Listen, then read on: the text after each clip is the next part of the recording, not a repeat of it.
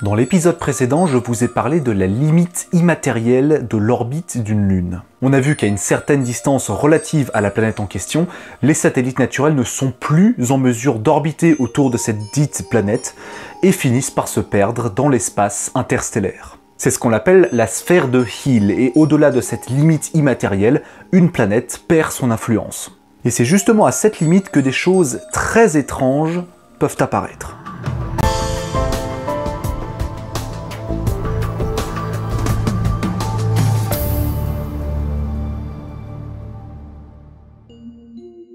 Lorsque la gravité fait bien son travail, les satellites sont en rotation synchrone, c'est-à-dire qu'elles présentent toujours la même face à la planète. C'est le cas de la Lune, mais également de Charon, le plus gros satellite naturel en orbite autour de Pluton.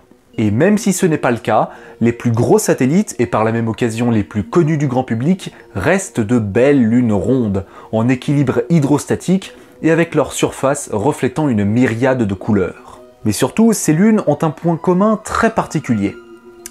Elles tournent dans le même sens.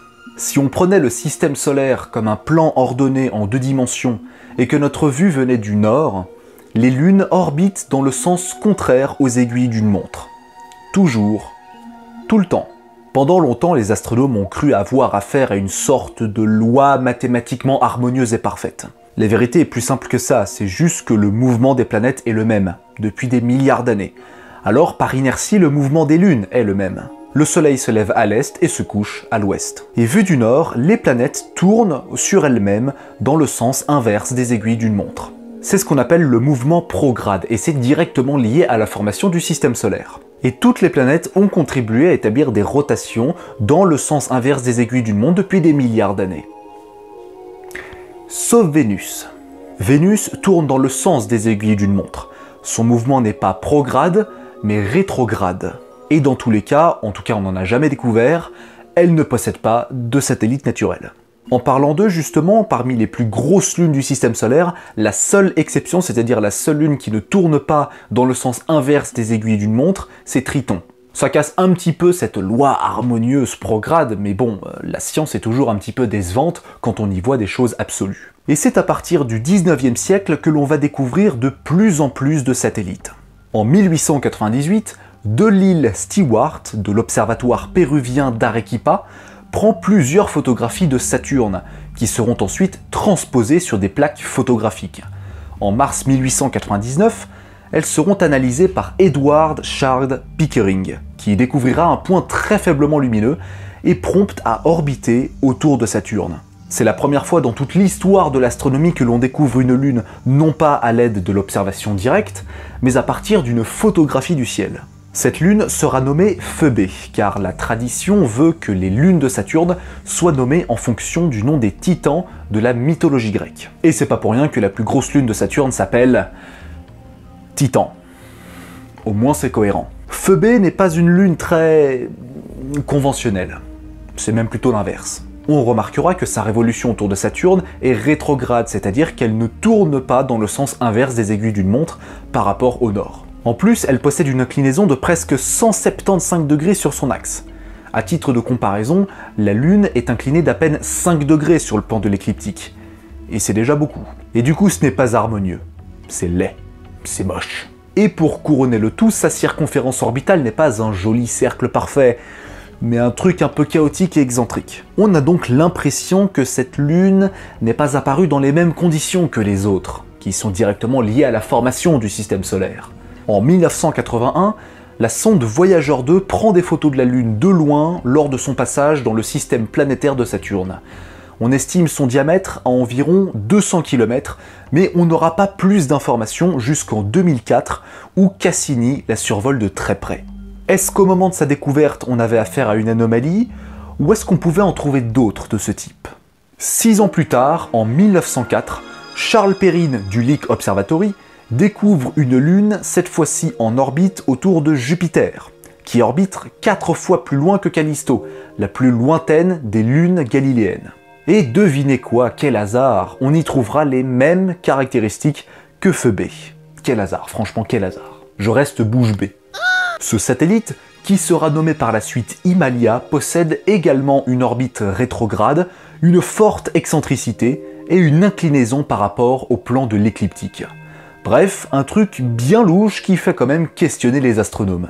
Si Himalaya est restée célèbre, c'est parce qu'elle a permis de découvrir des dizaines d'autres satellites dits irréguliers autour de la géante gazeuse. Au-delà des lunes galiléennes, toutes belles et aux caractéristiques orbitales harmonieuses, on se rendra compte que la majorité des lunes qui orbitent autour des géantes gazeuses sont des satellites irréguliers, des gros cailloux à la forme de patates qui se contentent de tourner autour de leur planète de manière assez chaotique. Et tout ceci est lié à la sphère de Hill, c'est-à-dire la limite d'influence gravitationnelle d'une planète, en l'occurrence ici Jupiter. Le rayon orbital de ces satellites est de plusieurs millions, si ce n'est pas dizaines de millions de kilomètres. Du coup, à une telle distance, la gravité est un peu moins capricieuse. Elle n'est pas assez forte pour obliger les lunes à suivre une sorte d'orbite circulaire, ou en tout cas présenter une rotation synchrone. Les astronomes sont alors confrontés à un problème. À l'exception de Vénus, toutes les planètes tournent dans le même sens, depuis des milliards d'années.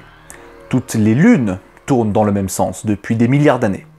Sauf celle-ci, celle que l'on vient de découvrir à la fin du 19e siècle. Pourquoi ? Comment se fait-il que certains cailloux puissent aisément changer comme ça, détourner la matrice cosmique? De par l'influence gravitationnelle des géantes gazeuses, en particulier Jupiter, une théorie est progressivement arrivée qui nous dit que ces planètes peuvent facilement attirer ce qu'on appelle des corps mineurs. Une planète mineure, c'est un corps qui n'est ni une comète, ni une planète avec un équilibre hydrostatique, c'est-à-dire en forme de boule. La majorité des gros astéroïdes sont des planètes mineures. Et les satellites irréguliers comme Phébé et Himalaya sont également des planètes mineures. Il y en a assez peu dans le système solaire, on va pas se mentir. Voilà. Combien ? 726 000. C'est pas beaucoup, c'est pas beaucoup. Et comme il y en a certains qui se baladent dans l'espace interplanétaire, il n'est pas rare qu'elles croisent le chemin d'une planète et puissent être capturées par la suite. Pour capturer une planète mineure, il faut d'abord ralentir sa vitesse. Sinon, on se contente d'un simple survol, bonjour, au revoir. Et un bon moyen de ralentir sa vitesse, c'est justement de recevoir la planète en pleine face. Et ce, dans le sens rétrograde, c'est-à-dire dans le sens des aiguilles d'une montre, contrairement aux autres lunes qui orbitent dans le sens inverse des aiguilles d'une montre. Et quand on parle d'orbite irrégulière, c'est-à-dire que vous ne revenez jamais précisément au même endroit. On a quand même de la chance d'avoir Jupiter en orbite autour du Soleil à quelques 780 millions de kilomètres en moyenne. Comme je l'ai déjà expliqué dans plusieurs épisodes, cela permet de faire le ménage et d'éviter d'avoir un surplus de planètes mineures dans le système solaire intérieur. Quand un géocroiseur passe près de la Terre, on a généralement affaire à un caillou de quelques dizaines de mètres maximum. Même Apophis, considéré comme la fin du monde en question, qui passera à moins de 40 000 km de la Terre en 2029, ne mesure que 200 mètres de diamètre. Mais certaines planètes mineures peuvent facilement atteindre le kilomètre, voire les dizaines de kilomètres de diamètre. Et là, c'est un petit peu plus sérieux. Bien qu'un survol ne pose aucun danger, une collision avec la Terre est déjà nettement plus dangereux. Si ce n'est pas cataclysmique. C'est pour ça qu'il existe des centaines de petits corps capturés par les géantes gazeuses, et qui orbitent un petit peu n'importe comment. Ce sont littéralement des intrus, c'est-à-dire qu'ils s'invitent à la fête, pour ne plus jamais repartir. Mais vous savez quels autres objets célestes ont subi à peu près la même évolution, la même vision que nous avons d'eux? Dans le sens où l'homme pensait en découvrir que quelques-uns, et puis au final, ils sont possiblement des millions? Les comètes. Mais ça, ce sera peut-être pour un autre épisode. En attendant, vous pouvez toujours vous abonner à ma chaîne YouTube, à partager mes vidéos si elles vous plaisent, à mettre un petit pouce bleu, à lâcher un commentaire, et surtout à activer la cloche pour ne pas rater les prochaines notifications. Quant à moi, je vous donne rendez-vous très bientôt pour de nouvelles aventures cosmiques, et d'ici là, prenez soin de vous. À la prochaine.